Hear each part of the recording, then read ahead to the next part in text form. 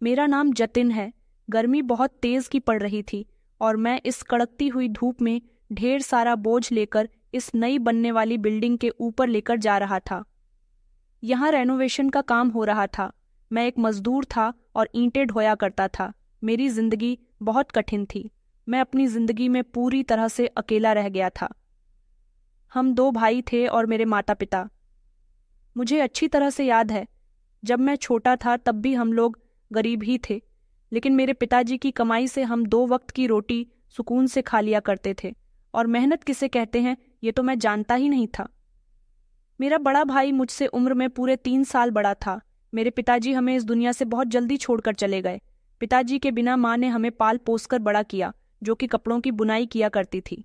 सर्दियों में स्वेटर बुनकर बाजार में बेचती थी। लोग उनके स्वेटर बहुत पसंद करते थे। माँ से भी जितना हो सका उन्होंने हमारे लिए किया। मगर एक समय ऐसा आया जब मेरे भाई की अचानक बहुत तबीयत खराब हो गई। उसकी तबीयत इतनी ज्यादा खराब हो गई कि माँ परेशान हो गई थी। एक दिन माँ भाई को सरकारी अस्पताल लेकर चली गई। उसे फोन की उल्टियां आ रही थीं। उसकी तबीयत बोझल रहती थी। वो जो मुझसे भी ज्यादा सुंदर हुआ करता था, बीमारी ने उसकी सुंदरता को पूरी तरह से खत्म कर दिया था। माँ हम दोनों भाइयों से बराबर का प्यार किया करती थी। उस समय मैं अपनी माँ की गोद में था। 2 छोटे बच्चों की परवरिश करना और अकेले ऐसे में घर भी चलाना और घर में कमाई भी करना, ये सब एक औरत के लिए बहुत मुश्किल काम होता है। मैं तो उस समय ना समझा था, ज्यादा कुछ जानता नहीं था। जब मेरे भैया की तबीयत बहुत खराब हुई तो माँ ने कई रिश्तेदारों के आगे हाथ फैलाया। उनसे कहा कि मेरे बेटे की तबीयत ठीक नहीं है, मेरी मदद करो। मगर किसी ने उनकी कोई मदद नहीं की। तो वो अकेली ही अपने बेटे को लेकर सरकारी अस्पताल चली गई। सरकारी अस्पताल में जब भैया के चेकअप हुए तो डॉक्टर ने कहा कि आपके बेटे को बड़ी बीमारी हो गई है। ये सुनकर मेरी माँ के होश उड़ गए थे कि इतनी कम उम्र में कैंसर जैसी बीमारी कैसे हो सकती है। डॉक्टर ने कहा कि ये बीमारी तो किसी को भी कभी भी हो सकती है। माँ इतनी ज्यादा परेशान हो गई थी कि उनका अपने काम में ध्यान भी नहीं लग पा रहा था। मैं भी भूख से बिलक बिलक कर रोता रहता था। माँ सोच रही थी कि मैं काम करूं, बेटे का इलाज करवाऊं या फिर खाने का बंदोबस्त करूं। उनकी कुछ समझ में नहीं आ रहा था। वक्त गुजरता जा रहा था और भैया की तबीयत दिन ब दिन खराब होती जा रही थी। माँ के लिए कठिन से कठिन समय आता जा रहा था। ऐसे में उन्होंने लोगों के दरवाजे खटखटाए, उनसे पैसों की मदद के लिए कहा, मगर किसी ने उनकी मदद नहीं की। हाँ, एक औरत ने उनको 500 रुपये दे दिए थे कि चाहे तो अपने बेटे का इलाज करवा लो, हम तुम्हारी इतनी ही मदद कर सकते हैं। माँ फौरन भैया के इलाज के लिए दौड़ी, मगर वो पैसे बहुत कम थे।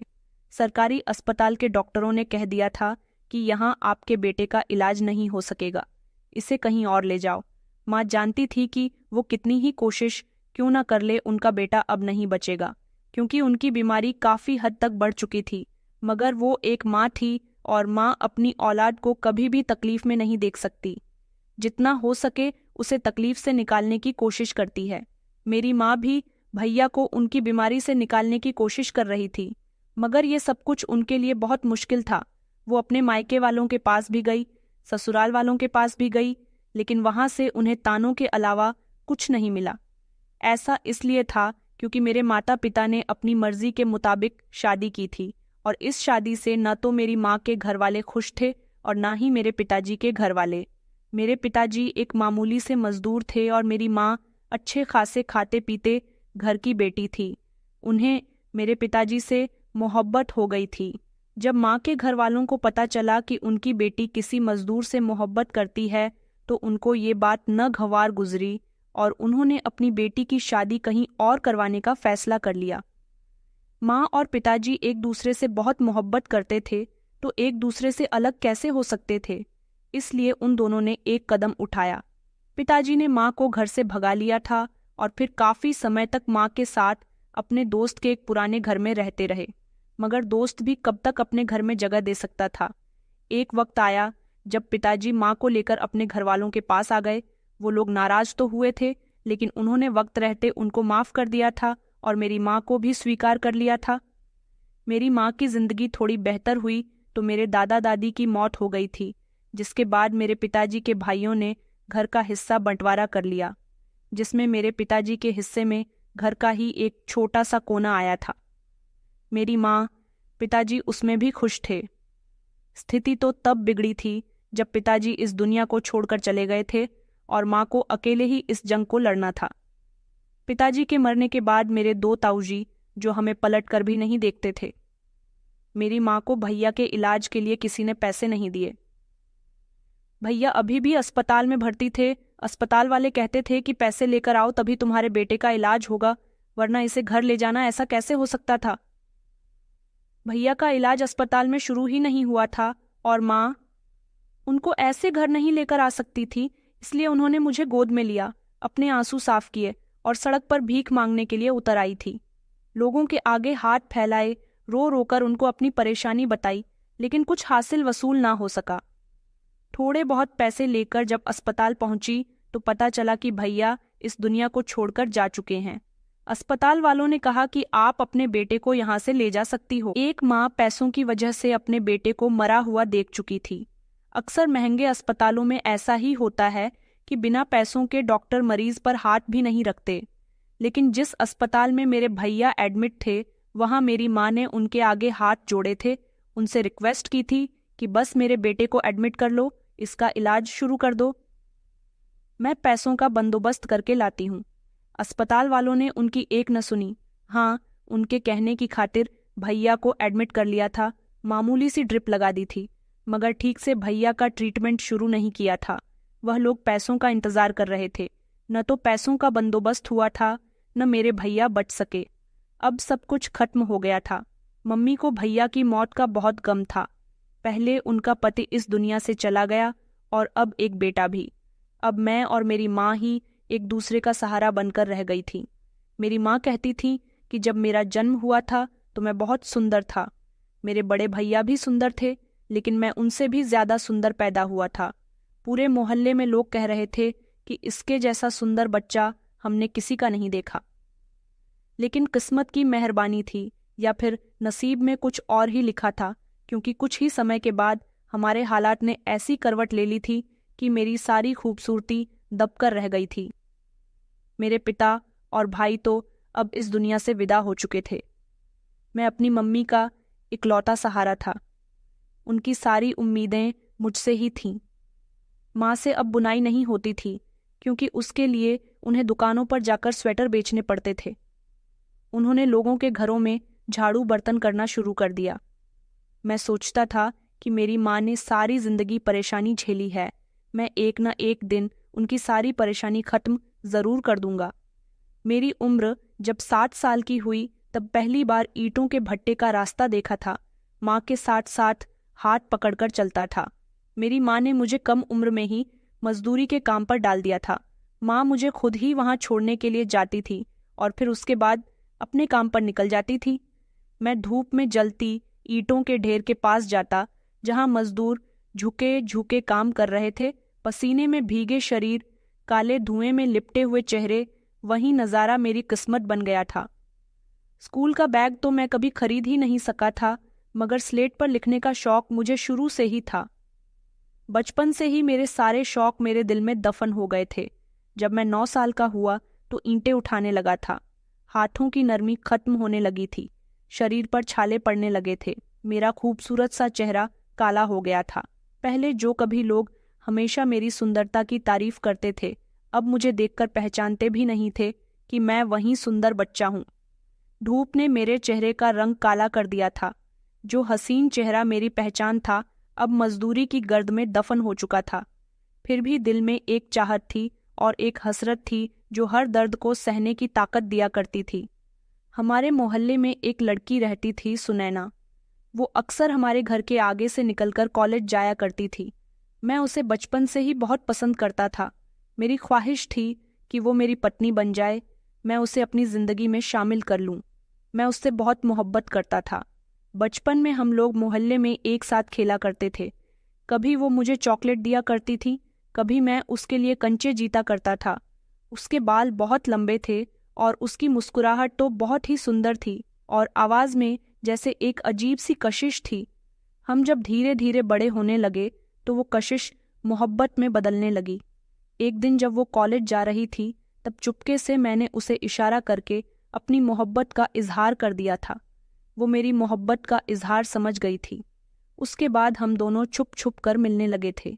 उसके पिता की एक छोटी सी किराने की दुकान थी। वो हमारे मोहल्ले के लगभग अच्छे और शरीफ लोगों में शामिल होते थे। हालांकि गरीब तो वो भी थे, लेकिन उनका घमंड बहुत ऊंचा था। सुनैना को जब मैंने पहली बार अपने दिल की बात बताई थी तो वो खामोश हो गई थी। एक दिन बातों ही बातों में उसने मुझसे कहा, अगर मेरे पिताजी को पता चल गया तो वह फौरन इनकार कर देंगे और हम लोगों के साथ भी बहुत बुरा होगा।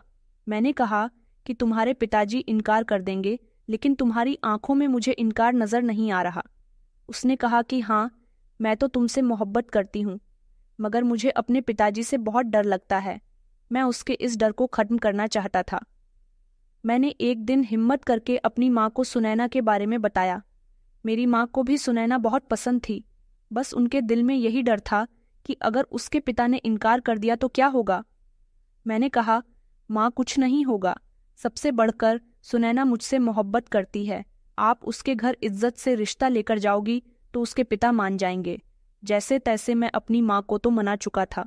मेरी माँ के लिए मेरी खुशी हमेशा सबसे ज्यादा अहम रहती थी, इसलिए मेरे कहने की खातिर वो सुनैना के घर रिश्ता लेकर जाने के लिए तैयार हो गई थी। मेरा दिल जोर जोर से धड़क रहा था। सारी रात मुझे नींद में नहीं आई थी। मैं सोचता रहा था कि पता नहीं सुनैना को पाने का सपना पूरा होगा भी या नहीं। मैंने जो कदम उठाया है वो बिल्कुल सही है। इज्जतदार लड़के यही करते हैं। उन्हें अगर कोई लड़की पसंद होती है तो वो इज्जत से उसके घर रिश्ता भेज देते हैं। मैंने भी तो ऐसा ही किया था। हो सकता है कि सुनैना मेरी हो जाए। अगली सुबह जब मेरी माँ उसके घर गई तो उनका चेहरा गुस्से से लाल हो रहा था। पहली बार मैंने अपनी माँ को इतने गुस्से में देखा था। मैंने कहा, क्या हुआ है माँ? वो कहने लगी कि उसके पिता ने बहुत बुरा भला कहा है। आखिर वो क्या समझते हैं खुद को? वो कहता है कि क्या मैं अपनी बेटी को ईंटों के भट्टे पर धकेल दूंगा। मैं कभी भी अपनी बेटी की शादी ऐसे मजदूर के साथ नहीं करवाऊंगा जो उसे 2 वक्त की रोटी भी नहीं दे सकता। उसने तो ये भी कहा है कि हम भी गरीब लोग हैं मगर मजदूर नहीं हैं। और कहने लगा कि आपकी हिम्मत कैसे हुई अपने मजदूर बेटे का रिश्ता मेरी इतनी सुंदर बेटी के लिए लाने की। कहाँ मेरी पढ़ी लिखी बेटी, कहाँ आपका मजदूर गंवार बेटा। कम से कम अपनी औकात ही देख ली होती रिश्ता लाने से पहले। माँ रोते हुए कहने लगी कि बेटा, उसकी माँ ने भी मुझे बहुत जलील किया है। दोनों पति पत्नी का कहना है कि आइंदा हमारे घर पर मत आना। इतना कहकर मेरी माँ फूट फूट कर रोने लगी। मेरा मन तो कर रहा था कि अभी सुनैना के घर जाकर उसके पिता से जाकर झगड़ा करूं, मगर मेरी माँ ने मुझे रोक लिया और कहने लगी कि नहीं बेटा, मैंने तुम्हें ऐसे संस्कार नहीं दिए हैं। उन्होंने मुझे जाने से रोक दिया, वरना मैं अपना सारा गुस्सा उन पर निकाल आता। उनकी हिम्मत कैसे हुई थी मेरी माँ को इतनी बातें सुनाने की। मेरा दिल टूट कर रह गया था। आत्मा जैसे अंदर से पूरी तरह से चीख उठी थी। मैंने खुद को आईने में देखा तो सोचा कि सच में मैं इतना नीचा हूं कि मुझे मोहब्बत की इजाजत भी नहीं। मगर मुझे इतना भरोसा था कि सुनैना तो मुझसे मोहब्बत करती है। कुछ दिन के बाद पता चला कि सुनैना ने भी मुझसे बातचीत करनी बंद कर दी है। वो अपने पिता की बातों में आकर मजबूर हो गई थी। उसके पिता ने उसे कहा था कि वो कॉलेज का रास्ता भी बदल ले और जितना हो सके हमारे परिवार से दूरी बनाए रखे।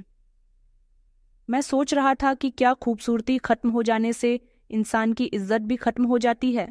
क्या मजदूरी गाली बन गई है? क्या पसीना बहाना कोई जुर्म है? सुनैना ने मुझे एक दिन रास्ते में रोककर कहा था कि अब हम बात नहीं कर सकते। अगर मेरे पिताजी को शक भी हुआ कि हम दोनों एक दूसरे से मोहब्बत करते हैं तो वो मुझे जान से मार डालेंगे और तुम्हें भी नहीं छोड़ेंगे। वह बहुत डरी हुई थी। उसकी आवाज कांप रही थी। मेरा दिल कह रहा था कि वह झूठ बोल रही है, लेकिन जबान इनकार कर रही थी, मगर आगे कबूल कर रही थी कि वो रोजाना इसी गली से गुजर के कॉलेज जाती थी। मगर अब जब से उसके पिता ने मना कर दिया था तब से उसने अपना रास्ता बदल लिया था। लेकिन मैं फिर भी उसे देख लिया करता था। जब मैं भट्टे से वापस आता था तो उसे देख लेता था। वो भी मुझे देखती थी, लेकिन चेहरा दूसरी तरफ कर लेती थी, मगर कभी कभी पलट कर भी देख रही थी। हम दोनों के बीच बात होना बंद हो गया था। वो लम्हा मेरी जिंदगी से सब कुछ ले गया था। मैं दिल ही दिल में वादे किया करता था कि एक ना एक दिन सुनैना को हासिल करके ही रहूंगा। एक दिन उसका पिता खुद मेरा रिश्ता मांगेगा। अपनी बेटी के लिए मैं अपनी गरीबी को खत्म कर दूंगा। मैं कामयाब होकर दिखाऊंगा। मेरे पास एक पुराना मोबाइल था जो ज़्यादातर बंद ही रहता था। मैंने उसे बेच दिया और किश्तों पर एक स्मार्टफोन ले लिया। कुछ लोग कहते थे कि पागल हो गया है, हालांकि इस पर मुझे मेरी माँ ने भी बहुत डांटा था। उनका कहना था कि भट्टे पर मजदूरी करने वाला इंसान इस स्मार्टफोन का क्या करेगा, मगर मुझे किसी की कोई परवाह नहीं थी। मैं रात को थका हारा घर आता तो मेरे शरीर में बहुत दर्द होता था। फिर मैं बिस्तर पर लेट जाया करता था और मोबाइल को ऑन करके यूट्यूब पर कुछ नया सीखने की कोशिश करता था। सॉफ्टवेयर हैकिंग का कोर्स एक दोस्त मुझे सिखा रहा था जो कि बहुत ज़्यादा पढ़ा लिखा था। उसने कहा था कि वो मेरी मदद करेगा। मैं फ्री टाइम में उसके पास चला जाता था और मोबाइल के ज़रिए उससे नई नई चीज़ें सीखता था। मेरा वो दोस्त भट्टे पर मजदूरी नहीं करता था, लेकिन मेरे साथ दिल लगाकर बैठता था। कहता था कि तुम में कुछ स्पेशल है, मगर मेरे बाकी के दोस्त कहते थे कि ये सब बेकार है। सपने देखना छोड़ दो, मजदूर का मुकद्दर सिर्फ मजदूरी ही होता है। अमीर लोग सपने देखते हैं, गरीब लोग सिर्फ भटकते रहते हैं। गरीबों का कोई सपना पूरा नहीं होता। गरीबों को इसी कमाई में सब कुछ करना होता है। मगर मैं उनकी बातों को दिल पर नहीं लिया करता था। मैं रात के आधे समय तक जागता रहता था, खुद को जगाकर सीखता था कि कुछ ना कुछ नया आ जाए, और कुछ समझ नहीं आता तो दोबारा से वीडियो को देखता था। उंगलियां दर्द से अकड़ जाती थीं, आंखें बंद होने लगती थीं, मगर दिल कहता था कि अगर आज थक गए तो सारी जिंदगी भट्टा ही मिलेगा। घर की सारी जिम्मेदारियों ने मुझे जवान कर दिया था। माँ ने लोगों के घरों में काम किया, मुझे पाला, फिर भी वो बीमार हो गई। मेरे पास इतने पैसे नहीं थे कि मैं उनको महंगे अस्पतालों में लेकर जाता, लेकिन उनके लिए मुझसे जितना हो सका मैंने किया था। मैं जल्दी जल्दी उनको डॉक्टर के पास लेकर जाता था, डॉक्टर से उनका चेकअप करवाया करता था। सारी जिंदगी ज्यादा मेहनत करने की वजह से उनका शरीर अब चूर चूर हो चुका था।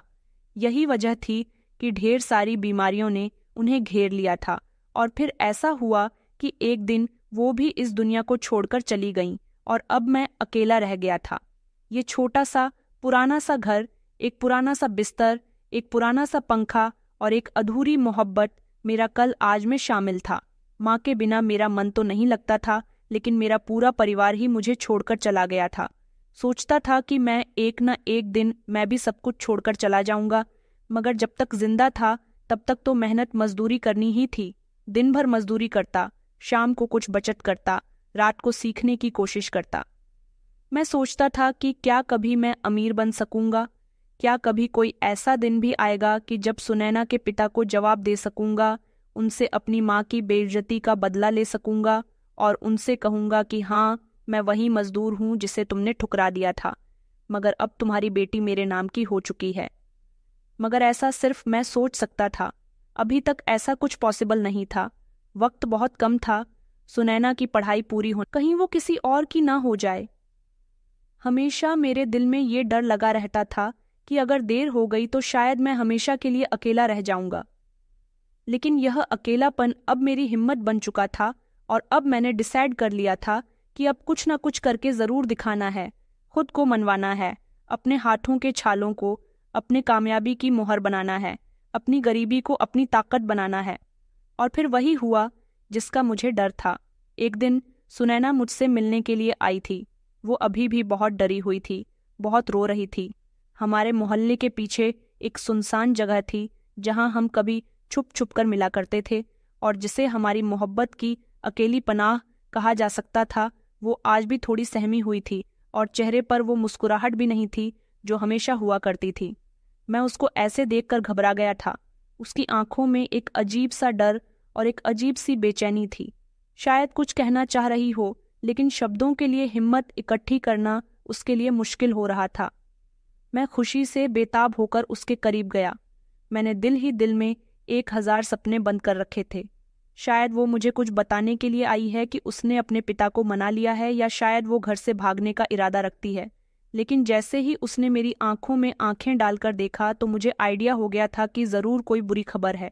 उसने रोती हुई आवाज में कहा कि मेरे घर पर एक डॉक्टर का रिश्ता आया है। मैं तुमसे मोहब्बत करती हूँ, तुम्हारे अलावा किसी से शादी नहीं कर सकती, मगर मेरे पिता तुमसे किसी भी हाल में मेरी शादी नहीं करवाएंगे। मेरे माता पिता उसके रिश्ते के लिए हाँ कर चुके हैं। उसकी बात सुनकर तो जैसे मैं दंग रह गया था। मुझे ऐसा लगा जैसे किसी ने मेरे कदमों के नीचे से जमीन खींच ली है। काफी देर तक तो मैं कुछ बोल भी नहीं सकता था, बस उसे देखता रहा। लेकिन फिर हिम्मत करके मैंने कहा, तो फिर तुम क्या चाहती हो? उसने रोते हुए अंदाज में कहा कि मैं तो तुम्हें चाहती हूँ, मैं भला किसी और से शादी कैसे कर सकती हूँ? मैं यहाँ सिर्फ तुम्हें ये सब कुछ बताने के लिए आई हूँ कि मेरे पास अब 1 साल का समय है। 6 महीने के बाद मेरा रिजल्ट आ जाएगा और उसके 6 महीने के बाद मेरी शादी हो जाएगी। अगर तुम कुछ कर सकते हो तो कर लो, वरना मेरी शादी किसी और से हो जाएगी। इतना कहकर उसने मेरी तरफ देखा और फिर वो रोने लगी। वो भी मुझसे सच्ची मोहब्बत करती थी। उसने कहा था कि कुछ तो करो जतिन, कोई ऐसा चमत्कार दिखाओ जिससे मैं तुम्हारी हो जाऊं। मैंने दुख और गुस्से में पूछा, तो फिर ये सब क्यों किया? मोहब्बत क्यों की? अपने पिता से इनकार क्यों नहीं कर देती? तुम उनसे इनकार करोगी तो हो सकता है कि वो तुम्हारी बात मान ले और तुम्हारी शादी किसी और के साथ ना करके मेरे साथ कर दे। वो कहने लगी कि तुम्हें क्या लगता है कि मैंने कोशिश नहीं की? मैंने तो तुमसे मोहब्बत भी दिल से की थी, लेकिन मेरे बस में अब कुछ भी नहीं है। मैं क्या करूं? क्या अपने पिता से कहूं कि मेरी शादी एक मजदूर से करवा दो? इतना सब कुछ हो जाने के बाद भी मैं खामोश हो गया। मैंने कभी सपने में भी नहीं सोचा था कि एक दिन वो लड़की जिसके लिए मैंने अपनी जिंदगी के सारे अरमान कुर्बान कर दिए थे, वो मुझे इतनी बेबसी से यूं समझा रही होगी जैसे वो भी इसी जालिम समाज के आगे हार चुकी हो। मैंने उसकी बातें सुनकर कहा कि अच्छा, तो फिर ये मोहब्बत ही क्यों की थी? जब पता था कि एक मजदूर से शादी नहीं हो सकती तो क्यों मुझे जिंदगी के सपने दिखाए थे? वो खामोश हो गई। उसकी आंखों में आंसू थे, लेकिन मेरे अंदर का तूफान इतना बढ़ गया था कि मैं उसकी आंखों के आंसू को नज़रअंदाज कर रहा था। मैं पलटकर वापस चला आया था जैसे मेरी हिम्मत जवाब दे चुकी हो। लेकिन सच तो ये था कि मैं बुरी तरह से टूट गया था। मेरी दुनिया पूरी तरह से बिखर गई थी, अंधेर हो गई थी। पहले ही मेरी इस जिंदगी में मेरा कोई अपना नहीं था, और अब जब मुझे अपना मानने वाली सुनैना थी तो वो भी मुझसे दूर होने वाली थी। उस रात मुझे नींद नहीं आई थी। कमर सीधी करने की कोशिश की थी, लेकिन बार बार उसका चेहरा सामने आ जाता था।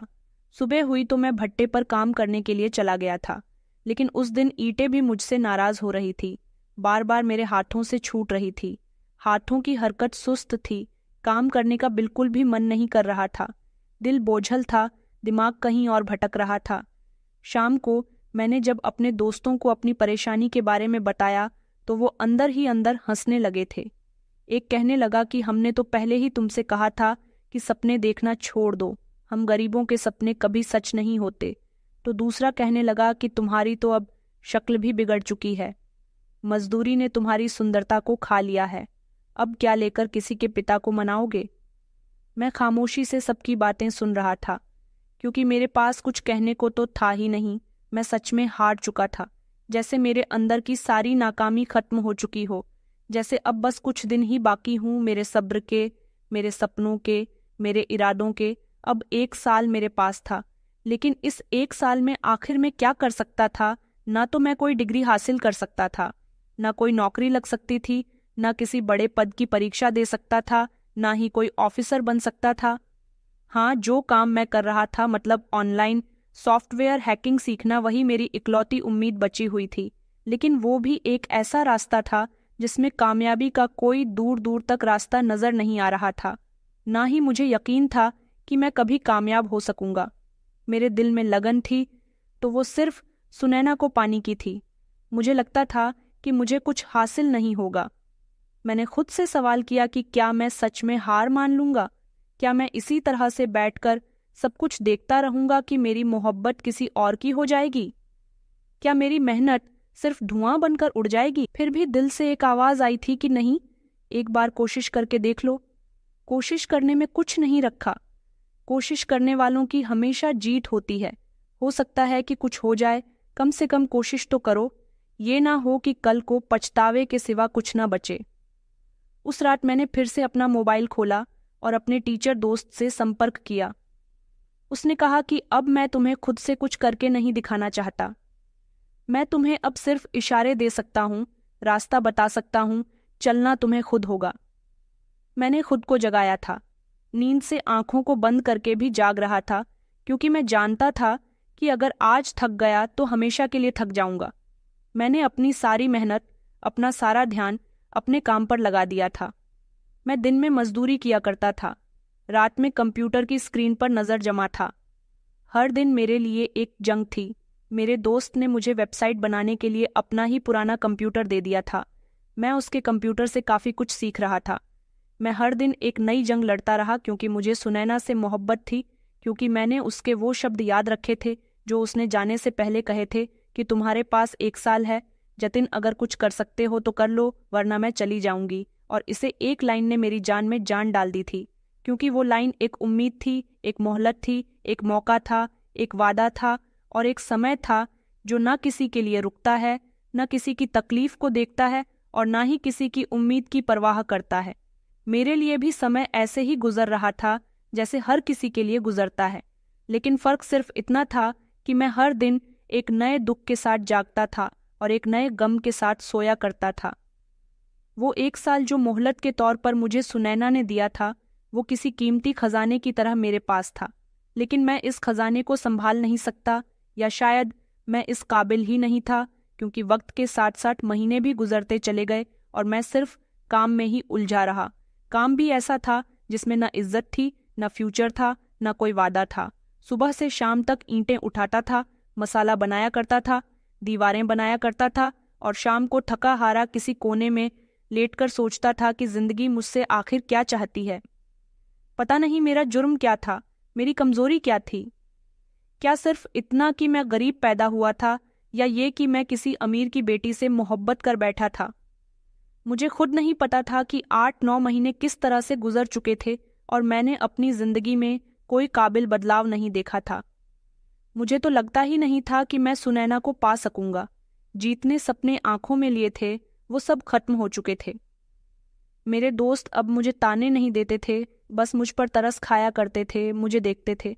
उनकी आंखों में हमदर्दी नहीं होती थी, बल्कि बेयकीनी हुआ करती थी। जैसे कहते हो कि देखा तुमने, हमने तो कहा था कि तुम कुछ नहीं कर पाओगे। सुनैना की शादी की खबर भी इन्हीं में से एक लड़की ने मुझे सुनाई थी। वो उसकी ही गली में रहता था। उस दिन मेरे हाथ से औजार गिर गए थे, दिल जैसे बंद हो गया था। मैं कुछ लम्हे के लिए खामोश रह गया था, जुबान बंद, आंखें खामोश, लेकिन अंदर से जैसे एक तूफान सा उमड़ आया हो। उस दिन के बाद मैंने खुद को और ज्यादा गलत फहमी में रखना पूरी तरह से छोड़ दिया था। एक दिन नॉर्मल दिन की तरह मैं अपने ईंटों के भट्टे पर काम कर रहा था। सूरज तो जैसे आग बरसा रहा था और हम सबके शरीर पसीने से बुरी तरह से भीगे हुए थे। मिट्टी और गाड़े से सने हुए कपड़ों में मैं खुद को एक मामूली सा गुलाब महसूस करता था, जो दिन रात एक मशीन की तरह काम करता है, न थकता है, न रुकता है, न शिकायत करता है।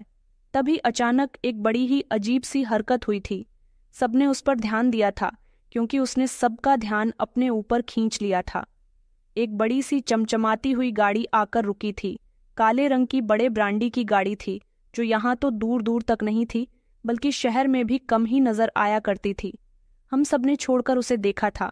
कुछ लम्हे के लिए हमने अपने हाथों से काम भी रोक दिया था, जैसे वक्त थम सा गया हो। गाड़ी का दरवाजा खुला और एक बड़ी उम्र की औरत उसमें से बाहर निकली थी। उसकी चाल में एक अजीब सा घमंड था, लेकिन आंखों में अजनबियत थी, जैसे किसी और की दुनिया से आई हो। उसके हाथ में एक महंगा सा पर्स था। कपड़ों से साफ नजर आता था कि वो कोई मामूली औरत नहीं है। सब आइडिया लगाने लगे। कोई कहने लगा कि शायद ईंटों की खरीदारी करने के लिए आई होगी, तो कोई कहने लगा कि शायद किसी जमीन के कागजात के लिए आई होगी। मैं खामोशी से काम करता रहा, लेकिन दिल के अंदर कहीं एक अजीब सी बेचैनी चल रही थी। थोड़ी देर के बाद हमारे मालिक ने मुझे आवाज देकर अपने पास बुलाया और कहने लगा कि जतिन, ये तुमसे बात करने के लिए आई है। ये सुनकर मैं हैरान रह गया था कि इतनी अमीर औरत को आखिर मुझसे क्या बात करनी थी। वो औरत अंदर मालिक के ऑफिस में कुर्सी पर बैठी हुई थी। मेरे मालिक ने मेरी तरफ इशारा करके कहा कि ये है जतिन शर्मा। उन्होंने कहा कि जानते हो तुम इनसे खुद बात कर लो। ये सुनकर मैं और ज्यादा हैरान रह गया था।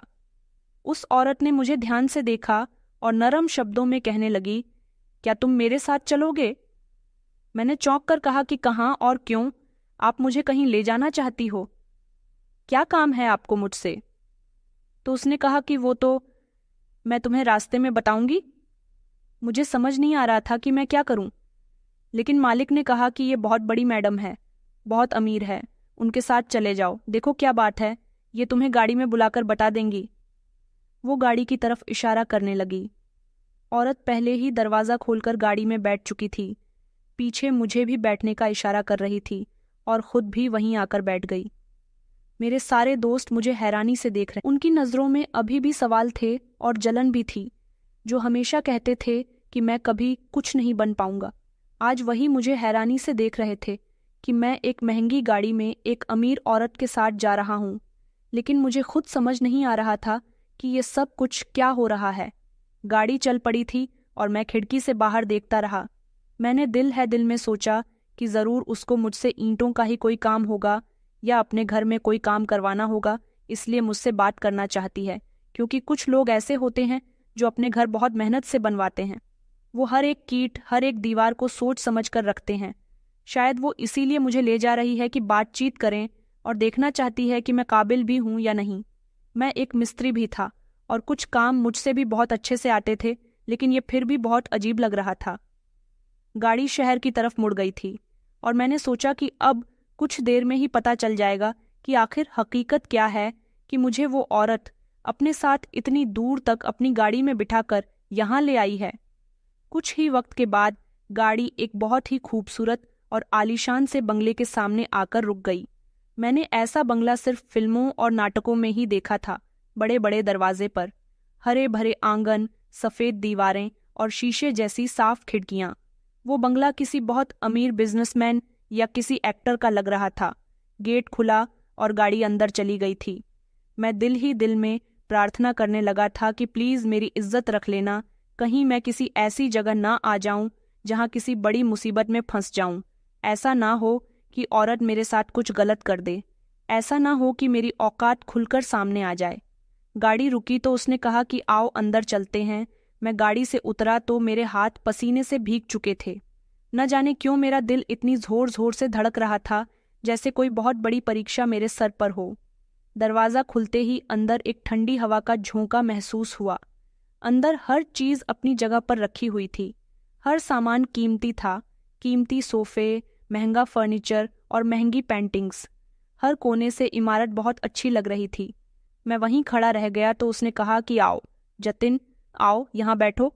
मैं धीरे धीरे अंदर दाखिल हुआ और एक सोफे पर बैठ गया। उसने मुझे पानी दिया और फिर खुद भी बैठ गई थी। कुछ देर तक तो वो औरत खामोश रही। फिर उसने नज़र मेरी आंखों में आंखें डालकर कहा कि तुम्हें आइडिया नहीं है कि तुम्हें यहाँ पर क्यों लाया गया है। मैंने कहा कि जी, मुझे इस बात का अंदाज़ा नहीं है, मैं जानना चाहता हूँ। वो एक वेबसाइट का नाम लेकर मुझसे कहने लगी कि ये साइट और सॉफ्टवेयर तुमने बनाया है। जब उसने नाम लिया तो मुझे याद आया। मैंने कहा कि जी, मैंने ही बनाया है। वो कहने लगी कि तुम्हें पता है कि तुम्हारे सॉफ्टवेयर की कीमत क्या है। मैंने कहा कि नहीं, मुझे नहीं पता, लेकिन इसकी कीमत क्या हो सकती है। वो एक मामूली सा हैकिंग सॉफ्टवेयर है जिसे मैंने एक्सपेरिमेंट के तौर पर बनाया था और फिर एक वेबसाइट पर अपलोड कर दिया था ताकि कोई अगर चाहे तो उसे इस्तेमाल कर ले। मगर इस औरत ने कहा कि ये कोई मामूली काम नहीं है और इसकी बहुत मांग है। कई अनाथ आश्रम, कई वृद्ध आश्रम और कई गरीबों से जुड़े हुए केंद्र इसे तलाश कर रहे हैं, मगर तुम्हें अब भी इस बात का पता ही नहीं है। तुम समझते हो कि तुम्हारा काम कोई खास काम नहीं है, मगर असल बात यह है कि तुम्हारा काम बहुत ही अच्छा काम है। असल में तुमने खजाने की कुंजी बना ली है और अब इस खजाने के वारिस भी तुम ही हो। इससे पहले कि बाकी लोग तुम तक पहुंचे, हम तुम्हारे पहले खरीदार बनकर तुम्हारे सामने आ गए, क्योंकि हम चाहते हैं कि तुम हमारे लिए भी एक और सॉफ्टवेयर बनाओ। कोई ऐसा सॉफ्टवेयर बनाओ जिसे कोई भी हैक न कर सके, जो कि फुल प्रूफ हो, ऐसा कोड जिसे कोई ना खोल सके। मैंने हैरानी से इस औरत की बात सुनी और कहा कि मुझे ये काम आता है और मैं कोडिंग भी कर लेता हूँ, लेकिन मुझे नहीं लगता कि मेरा बनाया हुआ काम इतना कीमती हो सकता है, इतना कीमती कि आप खुद चलकर मुझसे मिलने के लिए आओ। और वो हंसने लगी, ऐसे जैसे किसी माँ को अपने बच्चे की मासूम बातों पर हंसी आ जाती है। उसने कहा कि तुम खजाने पर बैठकर रो रहे हो, तुम्हें खुद आइडिया नहीं है कि तुम्हारे हाथों में क्या खजाना आ गया। मैं तुम्हें ये सब कुछ ही नहीं दूंगी, बल्कि सब कुछ दिखाऊंगी भी और बताऊंगी भी। मगर अभी मुझे ये बताओ कि तुम इस समय क्या चाहते हो, क्योंकि तुम्हारे सॉफ्टवेयर की कीमत करोड़ों रुपए हो सकती है और ये बात कोई मजाक नहीं है। मैं बिल्कुल सीरियस बात कर रही हूँ। ये सुनकर तो मेरे पैरों तले से जमीन निकल गई थी। मेरी हालत ऐसी हो गई थी जैसे किसी भूखे को अचानक ढेर सारे खाने के सामने बैठा दिया जाता है या किसी अंधे को उसकी आंखों की रोशनी मिल जाती है। मुझे समझ नहीं आ रहा था कि मैं खुशी से चीखूं या चिल्लाऊं या फिर चिल्ला चिल्ला कर रोना शुरू कर दूं। मेरे लिए तो वो औरत किसी अलादीन का चिराग बन गई थी, जिसमें से वो बाहर निकली थी और मुझसे पूछ रही थी कि क्या मांग सकते हो, मांग लो, मैं तुम्हें कुछ भी देने के लिए तैयार हूं। मुझे नहीं पता था कि वो औरत मेरे लिए इतनी बड़ी खुशी बनकर साबित हो सकती है। मैं अपनी खुशी पर कंट्रोल नहीं कर पा रहा था। मुझे समझ नहीं आ रहा था कि ये सब कुछ हकीकत है या फिर मैं कोई सपना देख रहा हूं। मैं क्या मांग सकता हूं? मैंने खुद को संभालना था और सोचने की कोशिश कर रहा था कि मेरी सबसे बड़ी ख्वाहिश क्या है।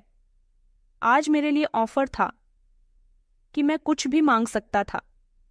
मैंने थोड़ी देर के बाद कह दिया कि मैं आपके साथ काम भी करूंगा और वो सॉफ्टवेयर भी आपको बनाकर दूंगा, लेकिन मेरी एक ही ख्वाहिश है। उसने कहा कि बताओ तुम्हारी कौन सी ख्वाहिश है। मैं तुम्हारी हर ख्वाहिश पूरी करूंगी। इस दुनिया में सबसे बड़ा पैसा होता है जिसके पास पैसा, उसकी सारी ख्वाहिशें खुद ब खुद पूरी हो जाती हैं। मैंने कहा, मेरी इतनी बड़ी कोई ख्वाहिश नहीं है, बस मैं एक लड़की को बहुत पसंद करता हूँ। सुनैना मेरे मोहल्ले में ही रहती है, मैं उससे शादी करना चाहता हूँ। उसने मुस्कुराकर कहा कि बस इतनी सी बात है, तुम और भी कुछ मांग लेते तो मैं वो भी पूरा कर लेती। आगे उस औरत ने मुस्कुराकर एक ऐसी बात कही थी जिसे सुनकर मेरे होश उड़ गए थे। उसने कहा कि सबसे पहले तो तुम ये सुन लो और अपने दिल को संभाल लो कि ये बंगला जिसमें अभी तुम बैठे हो, ये अब तुम्हारा हो चुका है। ये तुम्हारे सॉफ्टवेयर की आंधी कीमत है और हम ये चाहते हैं कि बाकी की आंधी कीमत तुम्हारे फ्यूचर पर लगा दी जाए ताकि तुम हमारे लिए वो सॉफ्टवेयर बना सको जो दुनिया को हिला दे। मैं तो हैरत से इस बंगले की दीवारों को देखने लगा था। मैं एक एक चीज को छूकर देख रहा था, फर्श को हाथ लगाने लगा कि शायद मैं कोई सपना तो नहीं देख रहा हूँ, और अगर सच में देख रहा हूँ तो प्लीज कोई मुझे जगा दे ताकि अगर ये सपना है तो ये टूट जाए और मैं हकीकत में वापस आ जाऊं। मगर ये सपना नहीं था, ये तो सच में एक ऐसी हकीकत थी जिसे मैं एक्सेप्ट नहीं कर पा रहा था, और वो औरत मेरी हरकतों पर हंस रही थी। फिर उसने कहा कि अब तुम जिस लड़की से चाहते हो उसका रिश्ता हम खुद उसके घर पर लेकर जाएंगे। मैं उसके पेरेंट्स से जाकर बात करूंगी, उसको तुम्हारी रिश्तेदारी बताऊंगा ताकि उनको हम पर कोई शक ना हो सके और वो खुशी खुशी तुम्हारा रिश्ता उसके साथ कर दे और सब कुछ इज्जत के साथ ही होगा, तुम फिक्र मत करो। फिर उसने ऐसा ही किया। वो सुनैना के घर चली गई थी और उसने उसके माता पिता से कहा था कि मैं जतिन की रिश्तेदार हूँ, ये मेरा कजिन लगता है, ये कोई मजदूर नहीं है, ये खुफिया एजेंसी का आदमी है, लाखों करोड़ों रुपए कमाता है, ये मजदूर के रूप में काम कर रहा था, इसके असली काम के बारे में किसी को कोई पता नहीं है। ये तो बहुत ही अमीर इंसान है, इसके पास अपना बंगला है, अपना सॉफ्टवेयर बनाता है जिसकी दुनिया में बहुत मांग है, और इसीलिए हम इसकी शादी आपकी बेटी से करवाना चाहते हैं। आपकी बेटी इसके घर में राज करेगी। वैसे तो हमारा स्टैंडर्ड बहुत हाई है, कहाँ आप लोग और कहाँ हम, लेकिन लड़का लड़की को पसंद करता है, इसीलिए मैं यहाँ अपने कजिन का रिश्ता लेकर आई हूँ। ये सब सुनकर तो सुनैना के पिता हैरानी से गुमसुम रह गए थे। उन्हें तो समझ ही नहीं आ रहा था कि उनके सामने इतनी बड़ी सच्चाई आ गई है। जिस लड़के को एक दिन उन्होंने रिजेक्ट किया था, अब उसका रिश्ता दोबारा से उनके घर पर आया है, जो कि अब एक नई सच्चाई और एक नई उम्मीद के साथ आया था जिसे वो झुटला नहीं सकते थे। उन्होंने फौरन कहा कि ठीक है, हम जतिन से अपनी बेटी की शादी करवाने के लिए तैयार हैं। उनकी पत्नी कहने लगी कि अरे आप पागल हो गए हो क्या? 2 महीने के बाद हमारी बेटी की शादी है और आप उसका रिश्ता दूसरी जगह पर तय कर रहे हो। उन्होंने अपनी पत्नी से कहा कि अरे छोड़ो उस डॉक्टर को, वैसे भी वो जानवरों का डॉक्टर है, लानत भेजो उस पर, ये रिश्ता ज्यादा अच्छा है। मैं तो शर्मिंदा हो रहा हूँ कि पहले मैंने इस रिश्ते से इनकार कैसे कर दिया था। अच्छा हुआ कि रिश्ता दोबारा से आया है, वरना हम लोग तो हाथ मलते रह जाते। मेरी बेटी के लिए इतने अमीर घर से रिश्ता आया है, मैं कैसे इनकार कर सकता हूँ। मैं अपनी बेटी की शादी इसी लड़के के साथ करूंगा। ये सुनकर तो मेरे खुशी के ठिकाने नहीं रहे थे। मुझे अपनी आंखों पर विश्वास नहीं हो रहा था कि सुनैना के पिता मान गए और तो और सुनैना की आंखों में भी खुशी के आंसू थे। उसे भी नहीं पता था कि आखिरी समय में ऐसा चमत्कार हो जाएगा। वो कुछ कह नहीं सकी थी, बस्तर झुकाकर बैठी रही थी और मैं खुद भी हैरानी से सब कुछ देख रहा था। मेरी किस्मत कैसे पलटी, कैसे एक मामूली मजदूर से मैं करोड़ों का सॉफ्टवेयर डेवलपर बन गया था। मैं तो इस चमत्कार को समझ ही नहीं पा रहा था। सब कुछ जैसे किसी फिल्म की कहानी की तरह लग रहा था, मगर हकीकत यही थी और मैं इस हकीकत में सांस ले रहा था। इस सब काम में लगभग 1 हफ्ते का समय गुजर चुका था और अब मेरी जिंदगी बदल चुकी थी। मैं इस बंगले में शिफ्ट हो गया था। मेरे हाथों में लैपटॉप था जिसमें दिन रात में काम किया करता था। सॉफ्टवेयर की तरक्की की राहों पर चल रहा था। मैं शादी की तैयारियां भी कर रहा था और कोडिंग भी। दिन रात इसी तरह से चल रहे थे। मेरे कपड़े बदल चुके थे, मेरी चाल बदल चुकी थी, मेरा ढंग बदल चुका था, मेरे शब्दों में कॉन्फिडेंस आ चुका था। अब मैं एक नए सफर पर निकल चुका था जो किसी मजदूर की जिंदगी से बहुत दूर था और जिसकी शुरुआत वेबसाइट से हुई थी जो मैंने ऐसे ही बना दी थी। मेरी जिंदगी पूरी तरह से बदल चुकी थी। सुनैना जैसी सुंदर और मासूम लड़की से मेरी शादी हो गई थी, जिसने मेरी गरीबी को नहीं, मेरी पहचान को पहचाना था। उसने उन दिनों मुझसे मोहब्बत की थी जब मेरे कपड़ों पर मिट्टी के दाग होते थे, मेरे हाथों पर छाले होते थे, मेरे चेहरे पर थकान लिखी हुई होती थी। लेकिन आज जब मैं कामयाब और अमीर इंसान बन चुका था, तब उसकी आंखों में वही सच्चाई थी जो उस समय हुआ करती थी जब मैं एक मजदूर था। मेरी जिंदगी में खुशियां थीं, सुकून, इज्जत थी, दौलत थी, लेकिन वो सब कुछ मैं कभी नहीं भूला था जहां से मैं उठा था। मैंने फैसला कर लिया था कि मैं अपने बीते हुए समय को नहीं भूलूंगा। मैं इस भट्ठे पर वापस आ गया था जहां मैंने दिन रात एक एक करके ईंटें बनाई थीं, जहां मैंने पसीने के कतरे जमीन पर गिराए थे, जहां मैंने भूख प्यास बर्दाश्त की थी, जहां मेरे सपने सिर्फ सपने ही रह गए थे। मैं अपने मालिक से मिला जो कभी सख्ती से बात किया करता था, जिसके चेहरे पर हमेशा गुस्सा और आंखों में सख्ती हुआ करती थी। लेकिन आज जब उसने मुझे बड़ी सी गाड़ी में बैठकर आते हुए देखा तो उसकी आंखों में हैरानी भी थी, खुशी भी थी, गर्व भी था। उन्होंने मेरे सर पर हाथ रखा और कहने लगे कि तुमने मेरा दिल जीत लिया है। तुमने दिखा दिया है कि मजदूर का बेटा सिर्फ मजदूर नहीं रहता, वो चाहे तो आसमान भी छू सकता है। मैंने मालिक के पैरों को हाथ लगाया और दिल ही दिल में प्रार्थना की। मैंने फिर अपने साथियों को बुलाया जिनके साथ मैंने हमेशा काम किया था, जिनके साथ मैं बैठकर खाना खाया करता था, जिनके साथ मैंने सपने देखे थे और दुख सहे थे। मैंने इन सबको एक जगह जमा की और कहा कि अब वक्त आ गया है कि तुम लोग ये मेहनत भरा काम छोड़ दो, क्योंकि मैं जानता हूं कि भट्टे की जिंदगी कितनी कठिन होती है। मैंने सबको अलग अलग काम दिलवा दिए थे। किसी को मैंने दुकान बनाकर दे दी थी, किसी को ठेले लगवा दिए थे, तो किसी के लिए मैंने सब्जी की गाड़ी का बंदोबस्त कर दिया था, तो किसी को मैंने साइकिल या मोटरसाइकिल मैकेनिक का काम सिखाकर दुकान खुलवा दी थी। और जिनको कुछ भी नहीं आता था उनको मैंने नए कोर्सेस करवाए थे ताकि वो कुछ नए हुनर सीख सके और अपनी मेहनत की कमाई कर सके। मैंने सिर्फ यही नहीं किया बल्कि इन सब ने बच्चों के लिए भी शिक्षा का बंदोबस्त कर दिया था, उनके घरों में राशन भी डलवा दिया था, उनकी बेटियों की शादी में हाथ बंटाया, उनकी बीमारियों का इलाज करवाया और उनकी प्रार्थनाओं को समेट लिया।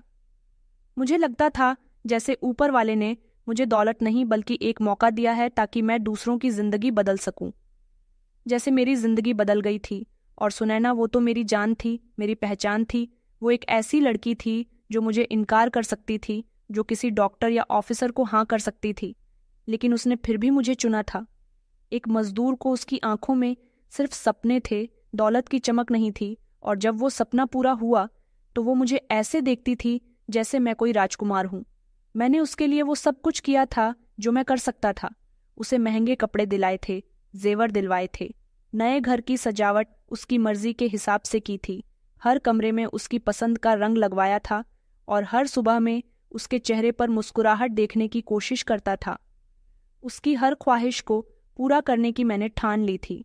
सुनैना ने मुझसे कभी कोई फरमाइश नहीं की थी, लेकिन मैं उसकी आंखों में जो देखता था वो खरीद कर उसे दिला दिया करता था, क्योंकि मैं जानता था कि उसने मेरे लिए कुर्बानी दी थी और अब मेरी बारी थी कि मैं उसे वो सब कुछ लौटा सकूं, और मेरी खुशियों का एक और रास्ता वो सॉफ्टवेयर था जो मैंने एक छोटे से कमरे में बैठकर बनाया था, जिसकी मुझे खुद भी अहमियत का आइडिया नहीं था, लेकिन जिसने मुझे एक नई पहचान दी थी, एक नई दुनिया दी थी। वो सॉफ्टवेयर आज विदेश में और हमारे देश में भी बिकता था, कंपनियों में इस्तेमाल होता था और मेरी पहचान बन चुका था। लोग अब मुझे एक हैकर नहीं, एक जीनियस कहते थे। मैंने उस सॉफ्टवेयर में वो सिक्योरिटी फीचर्स डाले थे जो किसी ने सोचे भी नहीं थे। मैंने एक नई दुनिया की बुनियाद रखी थी। और फिर वही औरत जो मेरे लिए अलादीन का चिराग साबित हुई थी, वो मेरे बिजनेस पार्टनर बन गई थी और अब हमने मिलकर एक कंपनी बनाई थी जिसका नाम मैंने सुनैना के नाम पर रखा था, ताकि दुनिया को पता चल जाए कि मेरी कामयाबी के पीछे मेरी पत्नी का हाथ है। मेरी माँ को भी ये सब कुछ देखकर बहुत सुकून मिलता होगा। मैं अपनी पत्नी के साथ सुकून और आराम की जिंदगी गुजार रहा था और सुनैना जो हर लम्हे मेरे साथ थी, मेरी कामयाबियों की साथी, मेरी जागती आंखें और मेरे दिनों की रोशनी बन चुकी थी। मैंने अब अपने काम को बढ़ा दिया था। मैंने गरीब बच्चों के लिए एक आश्रम बनवाया था जहां वो कंप्यूटर सीखते, जहां उन्हें सॉफ्टवेयर बनाने की शिक्षा दी जाती थी, ताकि कोई और भी मेरे जैसा सपना देखे और उसे पूरा कर सके। मुझे हर दिन लगता था जैसे मैं एक सपने में हूँ, एक ऐसा सपना जो कभी नहीं टूटेगा। लेकिन मैंने कभी घमंड नहीं किया था, क्योंकि मैं जानता था कि ये सब इस लम्हे का फल है। जब मैंने हार नहीं मानी थी, जब मैंने थकने के बाद भी अपना काम नहीं छोड़ा था, जब मैंने गालियां सुनने के बावजूद भी किसी को कोई जवाब नहीं दिया था, जब मैंने सुनैना की मोहब्बत को खोने नहीं दिया था, जब मैंने एक अनजान औरत पर भरोसा किया था और उसका दिया हुआ मौका बर्बाद नहीं किया। और आखिर में मैं बस यही कहूँगा कि इंसान की असली पहचान उसका समय नहीं, उसकी सोच होती है। हालात कितने भी बुरे हों, अगर नीयत अच्छी हो तो किस्मत बदलने में देर नहीं लगती। जो वक्त इंसान को रुलाता है, वही वक्त एक दिन उसे हंसाता भी है। शर्त सिर्फ ये है कि इंसान खुद यकीन रखे और कभी हार ना माने, क्योंकि असली हार वो नहीं जो किस्मत से मिलती है। असली हार तो वो होती है जिससे इंसान लड़ रहा होता है। वो एक दिन दुनिया की नज़रों में हीरो बन जाता है। ऊपर वाला किसी की मेहनत बर्बाद नहीं करता, क्योंकि वो जानता है कि मेहनत एक ऐसी चीज़ है जो इंसान को उसके मकसद के करीब ले जाती है। जब इंसान दिलो जान से मेहनत करता है तो ऊपर वाला उसकी मेहनत का बदला जरूर देता है। उसके भाग्य में कभी नाकामी नहीं होती, बस उसको सब्र और तसल्ली के साथ अपनी मंजिल की तरफ बढ़ना होता है। मेहनत का सफ़र हमेशा थकावट और मुश्किल से गुजरता है, लेकिन एक न एक दिन वो दिन भी आता है जब मेहनत का फल मिलता है।